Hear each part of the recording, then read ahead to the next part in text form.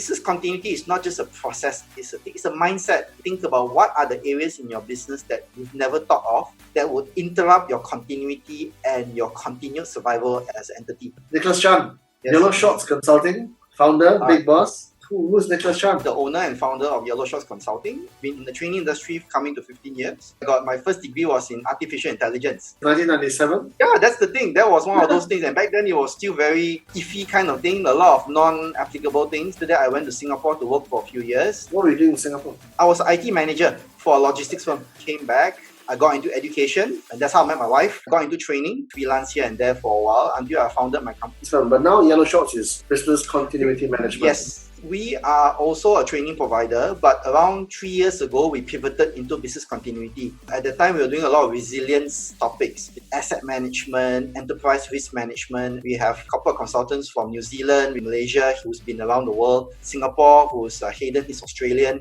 So they are all experts in their areas of disaster recovery, crisis management. One of our consultants now is chief consultants for the Selangor State Government COVID-19. How many people does Yellowshorts have? Roughly around 15 people. And what kind of training do you do? Soft skills program, team building, our leadership with personality. That's always been our bread and butter. ISO 22301, which is for business continuity management systems. Business impact analysis. We go into your company and find out how risky are you in terms of issues like COVID-19. During the MCO period, we actually did a lot of free programs online to make people more aware about things they can do before they reopen their business. I guess traditionally training is done in person, right? Now it's all done on Zoom, Google Meets and all that just like now. Does that take anything away from the quality of the training? Yes, it does take away a lot of that human element in it. I mean, trainers live on that because we build that personable charisma, we are able to interact with the participants, but in the circumstances behind social distancing and everything, even with HRDF having their own SOPs for training to begin again. Over the past 6 months before the MCO hit, we actually started pivoting towards online learning. I lecture in China, and one of the few things that they taught us is how prevalent was online learning over there. We did prepare a lot of materials that was ready to go online. Do you think we'll ever come back to a time where we do human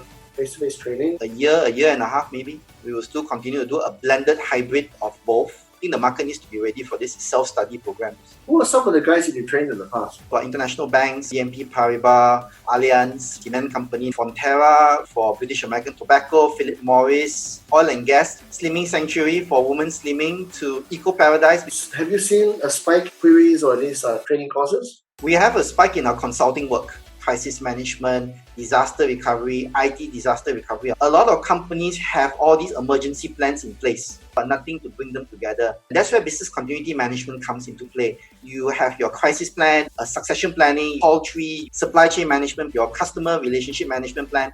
What do you do when these type of things happen? The MCO shut down almost everything. No one big cohesive management system or management plan to tie all of them together, where our consultants work with them through Zoom to be able to say, okay, you have this plan and this plan and this. I think like a good crisis to really test your BCP and your BCM. I hate to be the guy who sells umbrella during the storm. We are blessed that we pivoted into that area a year and a half ago. What kind of components to the training? Do an awareness session on what business continuity is all about. Spend normally 2 days impact analysis. What's your enterprise risk appetite, current plans that you currently have. You want to put everything down on the table. So it's not really training per se, but it's more or less really a powwow session. All the top management come in there and say, look, what are the plans that you have and what are the plans that we can work on? What do you don't have? What are the things still in progress? And we work into that. So we do your complete impact analysis. We sort of say, for example, a lot of people always think about processes. Yeah, processes is there, but one of the more significant impacts of the MCO is allow people to see different aspects of their business that they've never thought of as continuity issues. For example, legal agreements. They don't hold up to force majeure. No one expected MCO. MCO wasn't covered in any of your legal agreements. So how do you account for interruption of service level agreements, your continuity from a legal perspective? Have you thought about it? We have to re-look at all our agreements all again with our suppliers, with our vendors, with our clients. Situation where your entire finance department is closed down. How do you consolidate all those things? How do you do your critical staff to get in there to do this? So is there a role play or like a practical element to your training? And put them through the grinder. We test their processes in place. Crisis plan, say you are a manufacturing plant. Fire has just occurred in your main warehouse. Who's the first person you call? The plant manager. Can he be called or not? The call tree is not updated to the latest number for the plant manager. So now you see that's a gap there already. In the case of a server attack, power failure, they don't even have the TMB number also in their call trees. And maybe the plan was only updated 3 or 4 years ago. These are the things that we put them through. Is it relevant? Is it up to current? The simplest thing, which is a call tree, we go down to that. In a role play session, are you guys prepared for this kind of a crisis when it happens? How do you charge for the service? Case-to-case basis in terms of how big the organization we are going into. Is it going to be just the main company process? Will it include the subsidiaries? Then we quote and charge from there. How should BCMs and BCPs alter in the next, say, 3 years?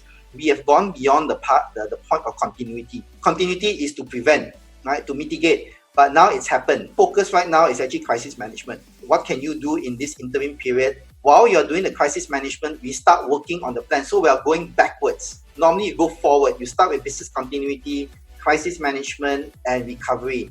Now we have to go from back. We are now in the recovery process, crisis management, and now we learn from our lesson, continuity.